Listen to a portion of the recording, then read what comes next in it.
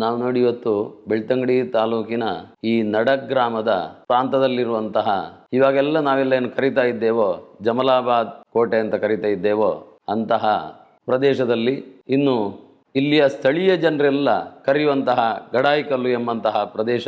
ಹಾಗೆ ನಾನು ತಿಳಿದ ಹಾಗೆ ಮೊದಲೊಂದು ಕರಿಯ ಕಲ್ಲು ಅಂತ ಇತ್ತು ಅಂತ ನಾವೊಂದು ತಿಳಿದುಕೊಳ್ಳಿಕ್ಕೆ ಸಾಧ್ಯ ಉಂಟು. ಈ ರೀತಿಯಲ್ಲಿ ಇದಕ್ಕೆ ನಿರ್ಣಯವಾದಂತಹ ಒಂದು ಹೆಸರು ಏನು, ಹಾಗೆ ಪ್ರವಾಸಿ ಕೇಂದ್ರವಾದಂತಹ ಈ ಕೋಟೆಯನ್ನ ಯಾರು ನಿರ್ಮಾಣ ಮಾಡಿರ್ಬೋದು, ಮೊದಲಿನ ಇದಕ್ಕೆ ನಿಖರವಾದಂತಹ ಹೆಸರು ಏನಿತ್ತು, ಇದನ್ನೆಲ್ಲ ತಿಳ್ಕೊಳ್ಳೋದಕ್ಕೆ ತುಂಬಾ ಗೊಂದಲವಾಗಿ ಕಾಣ್ತಾ ಉಂಟು. ಯಾಕಂದ್ರೆ ಇದಕ್ಕೆ 3-4 ಹೆಸರುಗಳು ಉಂಟು. ಹಾಗಾದ್ರೆ ನಿಜವಾದ ಹೆಸರು ಏನು ಅದು ನಾವು ತಿಳ್ಕೊಳ್ಳುವುದಾದ್ರೆ ಸ್ವಲ್ಪ ಇತಿಹಾಸ ಪುಟಗಳನ್ನು ನಾವು ನೋಡಬೇಕಾಗ್ತದೆ.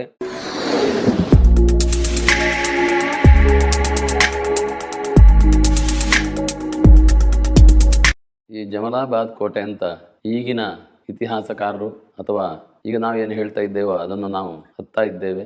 ಭಾರಿ ಪುರಾತನವಾಗಿದ್ದಂತಹ ಒಂದು ವೈಶಿಷ್ಟ್ಯಪೂರ್ಣವಾದಂತಹ ಇದೊಂದು ಬೃಹತ್ ಕಲ್ಲು. ಮಾತ್ರವಲ್ಲ, ಇದಕ್ಕೆ ಮೊದಲಿನ ಹೆಸರು ನಾನು ಕೇಳಿದ ಹಾಗೆ ಕರಿಯ ಕಲ್ಲು ಅಂತ ಹೆಸರಿತ್ತು ಅಂತ ನಾವು ತಿಳ್ಕೊಳ್ಬೋದು. ಇದಕ್ಕೆ ಆಧಾರ ಅಂತ ಏನು ಅಂತ ಹೇಳಿದ್ರೆ, ಈ ಗೃಹಶಿಲೆಯ ಬುಡಭಾಗದಲ್ಲಿ ಅಂದ್ರೆ ಚಂದ್ಕೂರು ಸನಿಹಕ್ಕೆ ಇರುವಂತಹ ಈ ಕಲ್ಲಿನ ಬುಡದಲ್ಲಿ ಒಂದು ದೈವದ ಆರಾಧನೆ ಆಗ್ತಾ ಇತ್ತು.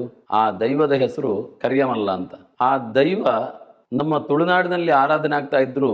ಆ ದೈವದ ಮಾತುಗಾರಿಕೆ ಕನ್ನಡದಲ್ಲಿ. ಹಾಗೆ ಕೆಲವು ದೈವಗಳು ಇದ್ದಾವೆ, ದೈವಂಗಳು ಅಂತ ಇದ್ದಾವೆ, ಅವರೆಲ್ಲ ಕನ್ನಡದಲ್ಲಿ ಮಾತಾಡೋದು.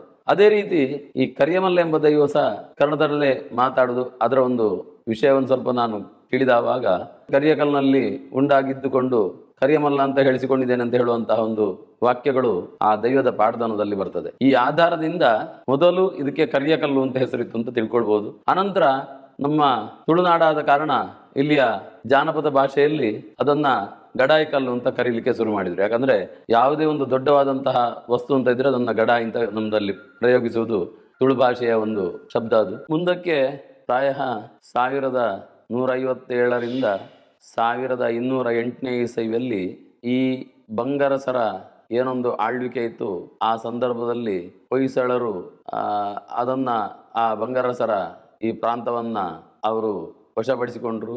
ಆ ಹೊಯ್ಸಳರು ಅದರ ಆಳ್ವಿಕೆಯನ್ನ ನಡೆಸ್ತಾ ಇದ್ರು. ಪ್ರಾಯ ಈ ಸಂದರ್ಭದಲ್ಲಿ ಅಂದ್ರೆ 1208ರ ನಂತರದ ಆಸುಪಾಸಿನಲ್ಲಿದ್ದಂತಹ ನರಸಿಂಹಬಲ್ಲಾಳ ಅಂತ ಹೇಳುವಂತಹ ಹೊಯ್ಸಳ ಮಹಾರಾಜ ಈ ಶಿಲೆಯ ಮೇಲೆ ಅದಕ್ಕೆ ಬೇಕಾದಂತಹ ಕೋಟೆಗಳನ್ನೆಲ್ಲ ನಿರ್ಮಾಣ ಮಾಡಿ ಚಿಕ್ಕದಾದಂತಹ ಒಂದು ಅರಮನೆಯನ್ನು ಸಮೇತ ಪ್ರಾಯ ನಿರ್ಮಾಣ ಮಾಡಿ ಅದರಲ್ಲಿ ಅವರದ್ದೇ ಆದಂತಹ ಆರಾಧ್ಯ ದೇವರನ್ನು ಸಮೇತ ಪೂಜೆ ಮಾಡಿಕೊಂಡು ಅಲ್ಲಿ ನಿತ್ಯವಾಸ ಇದ್ರೋ ಇಲ್ವೋ ಗೊತ್ತಿಲ್ಲ, ಹೇಳಲಿಕ್ಕಾಗೋದಿಲ್ಲ.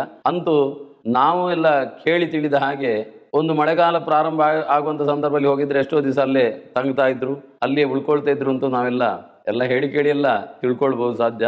ಮತ್ತೆ ಇದಕ್ಕೆ ಪುರಾವೆ ಏನು ಅಂತ ಹೇಳಿದ್ರೆ, ಅಲ್ಲಿ ಆ ಹೊಯ್ಸಳರ ವಾಸ್ತುಶಿಲ್ಪಕ್ಕೆ ಅನುಗುಣವಾದಂತಹ ಅಧಿಷ್ಠಾನಾದಿಗಳು, ಹಾಗೆ ಅಲ್ಲಿಯ ಆ ಗೋಪುರಕ್ಕೆ ಇರುವಂತಹ ದ್ವಾರಬಂಧಗಳು, ಹಾಗೆ ಅಲ್ಲಿ ನಿರ್ಮಾಣವಾದಂತಹ ಕೋಟೆ ಕುತ್ತಲಗಳು, ಜೊತೆಗೆ ಅವರೇನು ಗೋಡೆಯಲ್ಲಿ ನಿರ್ಮಾಣ ಮಾಡಿದ್ದಾರೆ ನಾವೆಲ್ಲ ಆ ಹೊಯ್ಸಳರ ಶಿಲ್ಪದಲ್ಲಿರುವಂತಹ ಹೊಂದಾಣಿಕೆ ಆಗುವಂತಹ ಮೇಲಿನ ಭಾಗದಲ್ಲಿ ಉತ್ತರ ಪಟ್ಟಿ ಇತ್ಯಾದಿಗಳನ್ನೆಲ್ಲ ಸೂಕ್ಷ್ಮವಾಗಿ ನೋಡಿದರೆ ನಮಗೆ ಅಲ್ಲಿ ತುಂಬ ಕುರುಹುಗಳೆಲ್ಲ ಕಾಣಿಸುವುದಕ್ಕೆ ಸಾಧ್ಯ ಉಂಟು. ಇದನ್ನ ಗಣಪತಿ ಐಗಳ್ ಅವರೆಲ್ಲ ಬರೆದಂತಹ ಸಂಶೋಧನೆ ಮಾಡಿದಂತಹ ಕೆಲವು ಗ್ರಂಥಾಧಾರಗಳಿಂದಲೂ, ಜೊತೆಗೆ ನಾನು ಈಗ ಹೇಳಿದ ಹಾಗೆ ಅಲ್ಲಿಯ ವಾಸ್ತುಶಿಲ್ಪಗಳಿಂದಲೂ ಎಲ್ಲಕ್ಕಿಂತಲೂ ಆಧಾರವಾಗಿ ನಾವಲ್ಲಿ ಪ್ರವೇಶ ಮಾಡುವಂತಹ ಒಂದು ಆ ಮೊದಲು ಏನು ರಥಬೀದಿ ಅಂತ ಕರೀತಾ ಇದ್ರು, ಆ ರಥಬೀದಿಗೆ ಒಂದು ದೊಡ್ಡದಾದಂತಹ ಒಂದು ಕಲ್ಲಿನ ದ್ವಾರ ಉಂಟು. ಆ ದ್ವಾರದ ಮುಂಭಾಗದಲ್ಲಿ ಒಂದು ಸೂಚನೆಯನ್ನ ಕೊಡುವಂತಹ ಒಂದು ಫಲಕ ಉಂಟು. ಅದರಲ್ಲೇ ಬರೆದಿದ್ದಾರೆ, ಮೊದಲಿದ್ದಂತಹ ಕೋಟೆಯನ್ನ ಟಿಪ್ಪು ಸುಲ್ತಾನ್ ಮಹಾರಾಜ ಮತ್ತೆ ಪುನಃ ನವೀಕರಿಸಿ ಅದನ್ನ ಸ್ವಲ್ಪ ಚಂದ ಮಾಡಿ ಅನಂತರ ಅದನ್ನ ನವೀಕರಣ ಮಾಡಿದ್ದಾರೆ ಎಂಬಂತಹ ಉಲ್ಲೇಖ ಸಮೇತ ಅಲ್ಲಿಯೇ ನಮಗೆ ಕಾಣಲಿಕ್ಕೆ ಸಿಗ್ತದೆ. ಪುರಾತತ್ವ ಇಲಾಖೆಯವರು ಸಮೇತ ಇದನ್ನೆಲ್ಲ ಉಲ್ಲೇಖ ಮಾಡಿದ್ದಾರೆ. ಮತ್ತೆ ನಾವು ನೋಡುವುದಕ್ಕೂ ಅದು ಅನ್ನಿಸ್ತಾ ಉಂಟು. ಮಾತ್ರವಲ್ಲ, ಅಲ್ಲಿದ್ದೇ ಆದಂತಹ ಬೃಹತ್ ಕಲ್ಲುಗಳಿಂದೆಲ್ಲ ಆ ಗೋಡೆಯನ್ನೆಲ್ಲ ನಿರ್ಮಾಣ ಮಾಡಿದ್ದಾರೆ. ಮುಂದೆ ಎಲ್ಲ ಕಾಲಕ್ಕೆ ಅನುಗುಣವಾಗಿ ಅದೆಲ್ಲ ಕೆಲವೆಲ್ಲ ಶೈಥಿಲ್ಯಕ್ಕೆ ಒಳಪಟ್ಟಿತು. ಮತ್ತೆ ಮರಗಿಡಗಳೆಲ್ಲ ಬೆಳೆದು ಆ ಕೋಟೆಯ ಸ್ವರೂಪ ಎಲ್ಲ ವ್ಯತ್ಯಾಸ ಆಗುವುದಕ್ಕೆ ಪ್ರಾಕೃತಿಕವಾದಂತಹ ಸಂದರ್ಭಗಳೇ ಉಂಟು. ಹೀಗೆ ಮುಂದಕ್ಕೆ ಪ್ರಾಯ 1766, 70 ಅಥವಾ 70, 72 ಇಸವಿಯಲ್ಲೆಲ್ಲ ಅಥವಾ ಸ್ವಲ್ಪ ಮುಂದಿನ ದಿನಗಳಲ್ಲಿಯೂ ಇರ್ಬೋದು, ನಿಖರವಾಗಿ ನಮಗೆಲ್ಲ ತಿಳಿದಿರಲಿಲ್ಲ. ಅಂತೂ ಐತಿಹ್ಯದ ಪ್ರಕಾರವಾಗಿ ಅಲ್ಲಿ ಟಿಪ್ಪು ಸುಲ್ತಾನ್ ಮಹಾರಾಜ ಮತ್ತೆ ಅದನ್ನೆಲ್ಲ ಆ ಕೋಟೆಯನ್ನೆಲ್ಲ ನವೀಕರಿಸಿ ಅವರ ತಾಯಿಯ ಹೆಸರನ್ನ ಆ ನರಸಿಂಹಗಡ ಎಂಬಂತಹ ಏನು ಈಗ ನಾನು ಮೊದಲು ಆ ನರಸಿಂಹ ಬಲ್ಲಾಳ ಎಂಬಂತಹ ಮಹಾರಾಜ ನಿರ್ಮಾಣ ಮಾಡಿದವಾಗ ನರಸಿಂಹಗಡ ಅಂತ ಮತ್ತೆ ಹೆಸರಿಟ್ಟಿದ್ರು. ಆ ನರಸಿಂಹಗಡಕ್ಕೆ ಟಿಪ್ಪು ಸುಲ್ತಾನ್ ತನ್ನ ತಾಯಿ ಹೆಸರಾದಂತಹ ಜಮಲಾ ಬೀಬಿಯ ಹೆಸರನ್ನು ಅರ್ಥಾತ್ ಜಮಲಾಬಾದ್ ಕೋಟೆ ಅಂತ ಮುಂದೆ ಅದನ್ನು ಅವರು ಹೆಸರಿಸಿರ್ಬೋದು.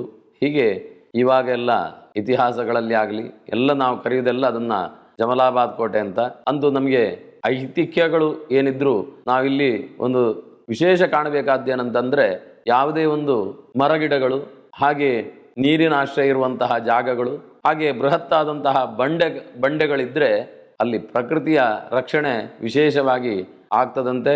ಅಂತಹ ಪ್ರದೇಶಗಳ ಸನಿಹದಲ್ಲಿ ಬೇಕಾದಂತಹ ಜಲಸಮೃದ್ಧಿಗಳೆಲ್ಲ ಇರ್ತದೆ. ಇದನ್ನೆಲ್ಲ ನಾವು ವೈಜ್ಞಾನಿಕವಾಗಿ ತಿಳಿಯುವುದಕ್ಕೆಲ್ಲ ಸಾಧ್ಯತೆ ಇದೆ. ಆದ್ದರಿಂದ ಪ್ರಾಕೃತಿಕವಾದಂತಹ ಈ ಒಂದು ಬೃಹತ್ತಾದ ಈ ಶಿಲೆಗಳಿಂದ ಪ್ರಾಯ ಪರಿಸರದಲ್ಲಿ ಎಲ್ಲ ನಮಗೆ ಯಾವುದೇ ಒಂದು ಪರಿಸರಕ್ಕೆ ಸಂಬಂಧಪಟ್ಟಂತಹ ಅನುಕೂಲತೆಗಳೆಲ್ಲ ತುಂಬ ಒದಗಿ ಬರುವುದಕ್ಕೆ ಸಾಧ್ಯ ಅಂತ ಅದೊಂದು ರೀತಿಯಲ್ಲಿಯೂ ತಿಳಿಯೋದಕ್ಕೆ ಸಾಧ್ಯತೆ ಉಂಟು. ಇತಿಹಾಸ ಪ್ರಸಿದ್ಧವಾದಂತಹ ಪ್ರವಾಸಿ ತಾಣವಾಗಿರುವಂತಹ ಯಾವುದೇ ಒಂದು ಪ್ರದೇಶಗಳಿರಲಿ, ಯಾವುದೇ ಒಂದು ಪುರಾತನ ನಿರ್ಮಿತವಾದಂತಹ ದೇವಾಲಯ ಕಟ್ಟಡಗಳೇ ಇರಲಿ, ಸ್ಮಾರಕಗಳಿರಲಿ, ಹಾಗೆ ಇದೇ ರೀತಿ ಇರುವಂತಹ ಈ ಬೃಹತ್ತಾದಂತಹ ಗಡಾಯಿಕಲ್ಲಿನ ಪ್ರದೇಶ ಇರಲಿ, ಆದರೆ ಇದೆಲ್ಲ ನಮ್ಮ ಮುಂದಿನ ಪೀಳಿಗೆಯು ಇದಕ್ಕೆ ಇಲ್ಲಿ ಬಂದು ಇಲ್ಲಿಯ ಒಂದು ಪ್ರವಾಸವನ್ನು ಅವರು ಪಡ್ಕೊಂಡು ಅದರಿಂದ ಸಿಗುವಂತಹ ಆನಂದ ಮತ್ತು ಅದರಿಂದ ಆಗುವಂತಹ ಅನುಭವಗಳು ಇದನ್ನೆಲ್ಲ ಪಡಿಬೇಕು ಅಂತಾಗಿದ್ದರೆ ಇಲ್ಲಿ ಸ್ವಲ್ಪ ನಾವು ಅನುಕೂಲತೆಗಳನ್ನು ಸಮೇತ ಕಲ್ಪಿಸಬೇಕು. ಈ ಬಗ್ಗೆ ನಮ್ಮ ಸರ್ಕಾರ ಮುಂದಕ್ಕೆ ಈ ಪ್ರದೇಶದ ಶುಚಿತ್ವಗಳು, ಹಾಗೆ ಈ ಪ್ರದೇಶದಲ್ಲಿ ನಾವು ಬಂತು ಅಂತಾದರೆ, ಯಾಕಂದರೆ ಇದಕ್ಕೆ ನಾವು ಹೋಗಬೇಕು ಅಂತಾದರೆ ಬೇಸಿಗೆಯಲ್ಲೇ ಹೋಗಬೇಕು ಹೊರತು ಮಳೆಗಾಲದಲ್ಲೆಲ್ಲ ಹೋಗಲಿಕ್ಕೆ ಅವಕಾಶ ಇಲ್ಲ. ಬೇಸಿಗೆಯಲ್ಲಿ ಮೇಲೆ ಹತ್ತಿ ಬರಬೇಕು ಅಂತಾದರೆ ಖಂಡಿತ ಅವನಿಗೂ ಬಾಯಾರಿಕೆ ಭಾರಿ ಮುಖ್ಯವಾಗಿರ್ತದೆ. ಅದಕ್ಕೆ ಒಂದು ನೀರಿನ ವ್ಯವಸ್ಥೆಗಳಾಗಲಿ ಅದು ಯಾವುದೂ ಸಮೇತ ಒಂದು ಹತ್ತುವಾಗ ಏನೋ ಎಣಿಕೆ ಇರ್ತಾನೆ, ಒಂದು ಸ್ವಲ್ಪ ಏನೋ ನೀರು ಹಿಡ್ಕೊಂಡು ಹೋಗಿರ್ತಾನೆ ಅಂತ, ಅದು ಎಲ್ಲಿಯೂ ಸಾಕಾಗೋದಿಲ್ಲ. ಯಾಕಂದರೆ ನಮಗೆ ಇವತ್ತೆಲ್ಲ ಅನುಭವ ಆಗಿದೆ. ಆದ್ದರಿಂದ ಮುಂದಕ್ಕೆ ಆದರೂ ಇದಕ್ಕೆ ಸರ್ಕಾರ ಬೇಕಾದಂತಹ ಅನುಕೂಲತೆಗಳನ್ನೆಲ್ಲ ಮಾಡಿಕೊಡಬೇಕು. ಜೊತೆಗೆ ಇರುವಂತಹ ಏನು ಕೋಟೆಗಳೆಲ್ಲ ಉಂಟು ಅದೆಲ್ಲ ಸ್ವಲ್ಪವೇ ಶೈಥಿಲ್ಯಕ್ಕೆ ಬರುವಂತಹ ಸಂದರ್ಭಗಳೇ ಹೆಚ್ಚು. ಆದ್ದರಿಂದ ಅಲ್ಲಿ ಬೆಳೆದಂತಹ ಯಾವುದೇ ಒಂದು ಗಿಡಗಂಟಿಗಳಿರ್ಬೋದು ಅದರದ್ದೆಲ್ಲ ಶುಚಿತ್ವ, ಹಾಗೆ ನೀರಿನ ಆಶ್ರಯ ಮೇಲೆ ಉಂಟು ಅಂತ ಹೇಳಿದರೆ ಅದು ನಮ್ಮ ಒಂದು ವಿಶೇಷವಾದಂತಹ ಪ್ರಕೃತಿದತ್ತ ಒಂದು ನಮಗೆ ಒಂದು ಸವಲತ್ತು ಅಂತ ನಾವು ತಿಳ್ಕೊಳ್ಬೇಕು. ಆದರೆ ಅಲ್ಲಿರುವಂಥ ನೀರನ್ನು ಕುಡಿಯುವುದಕ್ಕೆ ಸ್ವಲ್ಪ ಕಷ್ಟ ಸಾಧ್ಯ. ಆದ್ದರಿಂದ ಆ ಕೆರೆಯ ರಕ್ಷಣೆ ಇದನ್ನೆಲ್ಲ ಮಾಡಿ ನಿತ್ಯ ಬಂದು ಹೋಗುವಂತಹ ಪ್ರವಾಸಿಗರಿಗೆ ಒಂದು ಅನುಕೂಲಕರವಾದಂಥ ಒಂದು ವಾತಾವರಣ ಇಲ್ಲಿ ನಿರ್ಮಾಣ ಮಾಡಬೇಕು. ಇದಕ್ಕೆ ನಮ್ಮ ಸರ್ಕಾರ ಸ್ವಲ್ಪ ಗಮನವನ್ನು ಹರಿಸಿ ಇದಕ್ಕಿಂತಲೂ ಹೆಚ್ಚಿನ ರೀತಿಯಲ್ಲಿ ಎಲ್ಲ ಅನುಕೂಲತೆಗಳನ್ನೆಲ್ಲ ಮಾಡಿಕೊಟ್ರೆ ಬರುವವರಿಗೆಲ್ಲ ತುಂಬ ಅನುಕೂಲ ಅಂತ ನಮ್ಮ ಅಭಿಪ್ರಾಯ.